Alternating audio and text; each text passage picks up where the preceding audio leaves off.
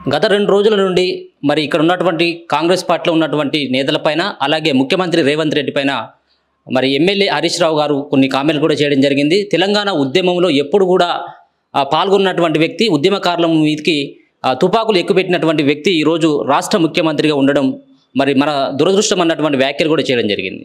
మరి దీనిపైన స్పందించేందుకు మరి కాంగ్రెస్ పార్టీ అధికార ప్రతినిధి అద్దంకి దయాకర్ గారు మనతో ఉండడం జరిగింది. అన్న నమస్తే అన్న. దీన్ని ఈ వ్యాఖ్యలు ఎలా చూడొచ్చు? అంటే ఉద్యమ కాలంలో ఉండి కిరోసిన్ పోసుకొని నిప్పు పెట్టుకోకుండా 1200 మందిని చావడానికి కారణమైన హరీష్ రావు అనేది మాట్లాడేది.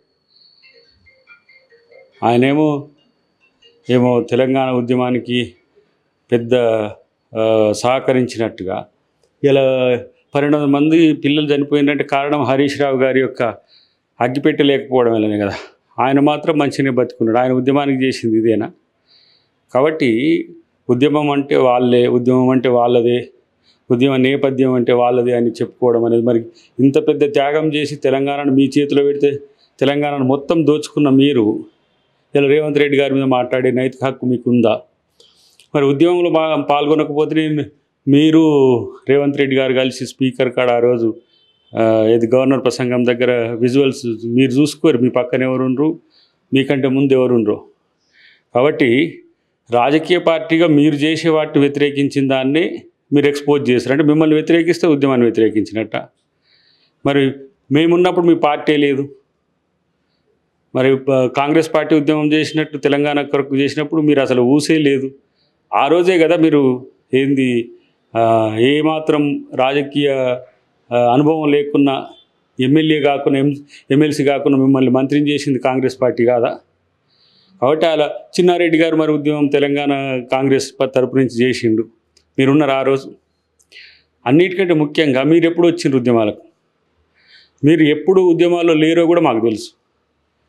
సాగరహారం అప్పుడు మరి ఎటు పోయిండు, హరీష్ రావు ఎటు పోయిండు, మన ఈటెల రాజేందర్ గారు వీళ్ళిద్దరు కలిసి వచ్చిన రోజు సాగరహారం వద్దని కేసీఆర్ అన్న రోజు ఎటు పోయిండు, ఎందుకు స్టడీ చప్పుడు కాకుంటున్నారు?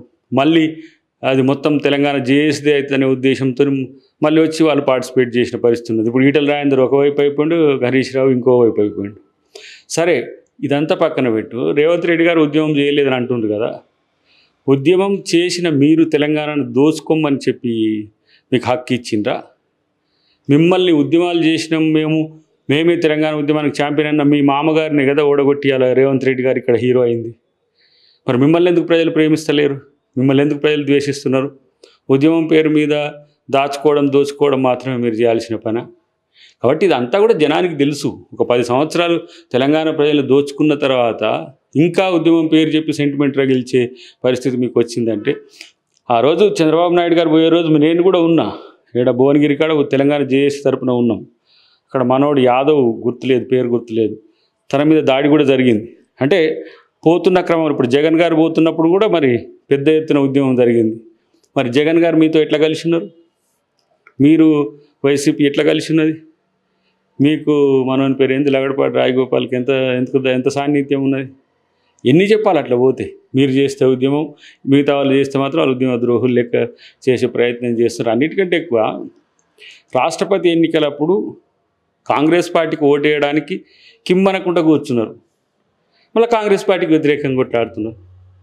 ఆ రోజు మాలాంటి వాళ్ళమే కదా రాష్ట్రపతిని నిలదీసి అయ్యా మాకు తెలంగాణ ఇవ్వాల్సిందని చెప్పి చేసింది. కాబట్టి ఉద్యమాలు అంటే వాళ్ళు అన్నట్టు రాజకీయ ఉద్యమం చేసుకుంటూ లక్షల కోట్లు దోచుకుంటూ మళ్ళీ ఉద్యమం తెలంగాణ సెంటిమెంట్. రేవంత్ రెడ్డి గారు ఎక్కడ తెలంగాణ కాదా? తెలంగాణ నేపథ్యం కాదా? తెలంగాణ కొరకు కొట్లాడినోడు కాదా? టీఆర్ఎస్తో కలిసి కొట్లాడితేనే ఉద్యమకారుల. ఎంతమంది తెలంగాణ రాష్ట్ర సమితితో లేకుండా బయట పెద్ద ఎత్తున పోరాడినోళ్ళు లేరా? ఈ మధ్యన మన మధ్య లేని గద్దర్ గారు ఎవరు ఏమైనా టీఆర్ఎస్ పార్టీతో ఉన్నారా? మీ అనుంగులు ఎవరైతే ఉంటారో, మీతో ఎవరు ఉంటారో వాళ్ళందరికీ పదవులు ఇచ్చుకున్నారు మీరు. ఇలా కోదండరాం లాంటిని కూడా పక్కన పెట్టినారు మీరు. కోదండరాం కంటే ఎక్కువ ఉద్యమకారుల. ఏ రాజకీయాలు లేకుండా సొంతగా తను త్యాగం చేసి తెలంగాణ కొరకు కొట్లాడితే మీరు అనుభవిస్తున్నారు. ఆయన ఎట్లా అరెస్ట్ చేసినారో మీకు అప్పుడు సిగ్గురాలే? ఇలా మాలాంటి వాళ్ళందరూ మీ దగ్గర ఎందుకు లేరు? మీ నేపథ్యం వేరు, మీ వర్గ స్వభావం వేరు. కాబట్టి అలా రేవంత్ రెడ్డి గారు అందరితో కలిసిపోతున్నాడు. ఎందుకంటే అది కాంగ్రెస్ విచారధార. కాబట్టి కాంగ్రెస్ అందరినీ కలుపుకుంటుంది. కాబట్టి కాంగ్రెస్కు ఇలా మద్దతునిచ్చిండ్రు పెద్ద ఎత్తున. నాకు తెలిసి అయితే 6-7 సీట్లకు మీరు కుదించిండ్రు, మాకు 19 సీట్లు ఇచ్చిన. కానీ ఒక్కసారిగా 65-64 సీట్లకు మేము పెరిగినామంటే మీరు ఎంత వైఫల్యం చెందినట్టు. ఇంకా సెంటిమెంటలు ఆ నీటి కాడ కొట్లాడుతూ ఉంటారు. 10 సంవత్సరాలు పరిపాలించినోడు మాట్లాడే మాటలేనా ఇవి? ఇన్ని రోజులు అంటగాగి నీటి కొరకు ఉద్యమాలు చేస్తారు మీరు. తెలంగాణ మీది కాదంటారు. మీరు భారత రాష్ట్ర సమితిని ఎందుకు పెట్టుకున్నారు? భారతీయ జనతా పార్టీతో కలిసిపోవడానికేనా? ఇలా మీ మామ మొత్తం బీఆర్ఎస్ మొత్తం బీజేపీ వైపు నడుపుతున్నాడు. మీదేందో తేల్చుకోరు. ఫస్ట్ మీ దాంట్లో ఎవరో నాయకుడు తేల్చుకోండి. మాకు రేవంత్ రెడ్డి నాయకుడిగా మా పార్టీ అధిష్టానం నిర్ణయించింది, ప్రజలు అంగీకరించారు. మీ దాంట్లో నాయకుడు కూడా తేల్చుకోలేక కేసీఆర్ లీడరా, లేకపోతే ఆయన పేరు కేటీఆర్ లీడరా, లేకపోతే మీరు లీడరా, కవిత గారు లీడరా, ఇంకెవరినన్నా లీడర్ని చేయగలుగుతారా మీరు? మీ ముందే 3-4 లీడర్ మా ప్రజాస్వామిక పద్ధతిలో మారిపోయిండ్రు. కానీ రేవంత్ రెడ్డి గారు మిమ్మల్ని లక్ష్యం చేసుకొని అలా మిమ్మల్ని ఓడగొట్టే వరకు తట్టుకోలేకపోతున్నారు. మీ బామార్ది గారు ఎటు పోయినో తెలియలేదు, ఇప్పటికి అడ్రస్ లేదంటున్నారు. మరి ఎవరిని నాయకులు చేయాలనుకుంటారో మీకు తెలుస్తలేదు. కాబట్టి ఫస్ట్ మీది సరిదిద్దుకొని ప్రజల కొరకు పోరాడండి. మీ రాజకీయ హస్తం కొరకు పోరాడొద్దు అనేది నా యొక్క విజ్ఞప్తి అనొచ్చు, విజ్ఞప్తితో కూడా డిమాండ్ అనొచ్చు. కానీ మిత్రుడు కొంచెం తగ్గురి. 60-70 రోజులే అయినాయి మీకు. అప్పుడే 100 రోజుల్లోనే అన్నీ చేసేసి అబ్బా అధికారం మాకు ఇచ్చేసిపోతే బాగుండు కాంగ్రెస్ వాళ్ళు అన్నట్టుగా తాపత్రయపడుతున్నారు కదా. ఉద్యమం మీదేం కాదు, మీ సొత్తు ఏం కాదు, మీరు రాజకీయాలే చేసింది. ఇప్పటికి చేస్తున్నది కూడా రాజకీయమే. తెలంగాణను కాపాడుకునేది మేము, తెలంగాణ ఇచ్చింది మేము, తెలంగాణ భవిష్యత్తు మేము, తెలంగాణ అభివృద్ధి చేసేది కూడా కాంగ్రెస్ పార్టీ అనేది తెలుసుకుంటే మంచిదని తెలియజేస్తాం. రాష్ట్ర కాంగ్రెస్ వ్యవహారాల ఇన్ఛార్జ్ దీపా దాస్ మున్షి పైన కూడా కొన్ని వ్యాఖ్యలు కూడా చేయడం జరిగింది. బీజేపీకి సంబంధించిన వాళ్ళు పార్లమెంటు టికెట్లని మరి అమ్ముకుంటా ఉన్నారు, బెంచ్ కార్లను కూడా గిఫ్ట్గా ఇస్తూ ఉన్నారు అన్నటువంటి మాటలపైన మీ స్పందన? బీజేపీ మాట పట్టించుకుంటే అబద్ధాలకు మనం ఆథెంటికేషన్ ఇచ్చినట్టుంటుంది. వాళ్ళు ఏదో సోది చెప్తూ ఉంటారు. అబద్ధాలే వాళ్ళ పెట్టుబడే అబద్ధాలు ఈ దేశంలో. కాబట్టి బీజేపీల గురించి మాట్లాడితే మనం అంతకంటే ఇంకా సిగ్గుమాలిన చర్య ఇంకొకటి ఉండదు. ఎవరో ఏదో ఒకటి వాళ్ళ అస్తిత్వం కొరకు మాట్లాడుతూ ఉంటారు, ఏదో ఒకటి చేస్తూ ఉంటారు. దీపదాస్ మున్షి గారి క్యారెక్టర్ గురించి, వాళ్ళ యొక్క సామాజిక నేపథ్యం, వాళ్ళ యొక్క రాజకీయ నేపథ్యాన్ని ఒకసారి వెనుకకు తిరిగి చూరమని అన్నోళ్ళని. కానీ అవన్నీ కామన్. బీజేపీ అనేది బట్టగాలిసి మీదేశానికి ఉండేదే. దాన్ని ఇంకా బట్టగాలిసి మీదేసే జనతా పార్టీ అని కూడా అనొచ్చు. జనతా అనేది తీసేయాలి అసలు.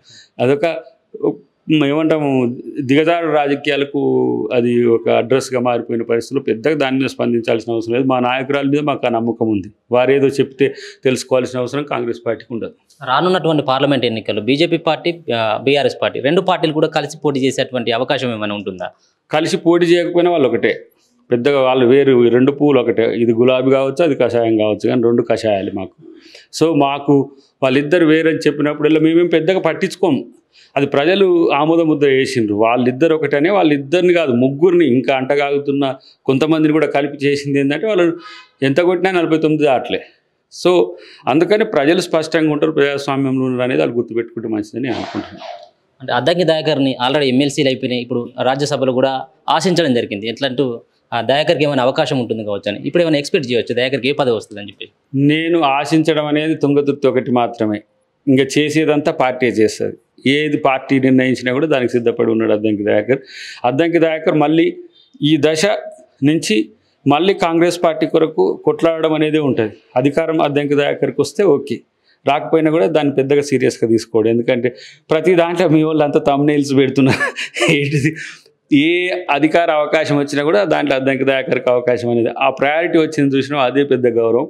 భవిష్యత్తులో మంచి అవకాశాన్ని అధిష్టానం మా ముఖ్యమంత్రి గారు కలిసి మా కాంగ్రెస్ పెద్దలతో కలిసి నిర్ణయం తీసుకుంటారు. అప్పటి వరకు నేను కేవలం వాటి కొరకు వెయిట్ చేయడం కూడా కాదు, వాళ్ళు ఎప్పుడు అవకాశం ఇస్తే తీసుకుంటా, లేకపోతే ఇట్లా పని చేసుకుంటూ పోవడమే నా లక్ష్యంగా ఉంటుంది. రానున్న పార్లమెంట్ ఎన్నికల్లో ఎన్ని ఎక్స్పెక్ట్ చేయొచ్చు కాంగ్రెస్ పార్టీకి? ఆల్మోస్ట్ ఆల్ ఇప్పటికీ 14 అంచనాతో ఉన్నారు. చూడాలి దాన్ని మేము చేసే కార్యాచరణ బట్టి కూడా ఉంటుంది. దీంట్లో మధ్యన బీజేపీ బీఆర్ఎస్ కలయిక ద్వారా ఎట్లా ఉంటుంది అనే దాని విషయంలో వాళ్ళిద్దరు కలిసి ఇంకా పెరిగే అవకాశం కూడా ఉంటుంది. ఎందుకంటే దొంగలు కలిసినట్టుగా ప్రజలు అనుకుంటారు. డెఫినెట్గా ఇప్పుడున్న అంచనా వరకు 14 వరకు గెలవచ్చు అనేది ఉన్నది. ఇప్పుడు 6 గ్యారెంటీల పైన ఒక పక్కన ప్రజల్లో కానీ ఇంకొక పక్కన కూడా ఇక్కడ ప్రతిపక్షాలు కూడా ఆరోపిస్తూ ఉన్నాయి. ఏదైతే రైతు రుణమాఫీ కావచ్చు, రైతు బంధు కావచ్చు, మిగతా సంబంధించినటువంటి అంశాలను నెరవేర్చడంలో కాంగ్రెస్ పార్టీ విఫలమవుతుంది అన్నటువంటి వ్యాఖ్యలు చేస్తూ ఉన్నారు. దీనిపైన అది వాళ్ళ ఆలోచన. వాళ్ళు చూసుకుంటా కూడా వాటి విమర్శించకుండా కూడా దరిద్రులు అట్లా మాట్లాడుతూ మనం ఏం చేస్తాం? ఇప్పుడు చూడు, 200 యూనిట్లు తర్వాత ఇప్పుడు మిగతా అంశాల మీద కూడా ఇప్పుడు ఈ వారం రోజుల్లో తేలుతున్నది. రైతు భరోసాకు సంబంధించి ఎక్కువ శాతం ఇచ్చిండ్రు. ఇంకా చెప్పాలంటే ఇక మహాలక్ష్మి పథకం బడ్జెట్లో అలొకేషన్స్ అయినాయి కాబట్టి ఐడెంటిఫై అయిన లబ్ధిదారులకు త్వరలోనే అది ఎవరు సోనియా గాంధీ గారితోనా ప్రియాంక గాంధీ గారితోనా అది తొందరలోనే అది ఆ మహాలక్ష్మి పథకంలో 2500 మహిళలకు ఇచ్చేది కూడా అవుతుంది. కాబట్టి వాళ్ళు అన్ని ఇచ్చినా కూడా ఇట్లనే ఏడుస్తూ ఉంటారు. ఇక వాళ్ళ గురించి పెద్దగా కాదు, మేము పని మీద దృష్టి పెట్టాల్సిన అవసరం ఉందని నాకు అనిపిస్తుంది. థ్యాంక్ యూ అండి. ఇది అద్దంకి గారు చెప్పేటువంటి విషయం. ఏదైనా కానీ టీఆర్ఎస్ పార్టీతోటి కలిసి నడిచినటువంటి వాళ్ళే ఉద్యమకారులు కాదు, వెనుకబెట్టి కూడా ఉండి చాలా మంది కూడా కొట్లాడడం జరిగింది. ఈరోజు రాజకీయ పబ్బాన్ని గడుపుకోవడం కోసం మాత్రమే బీజేపీ బీఆర్ఎస్ పార్టీలు 2 పార్టీలు కూడా డ్రామాలు ఆడుతున్నాయి అన్నటువంటి ఆ మాటలు అద్దంకి దయాకర్ గారు చెప్తా ఉన్నారు.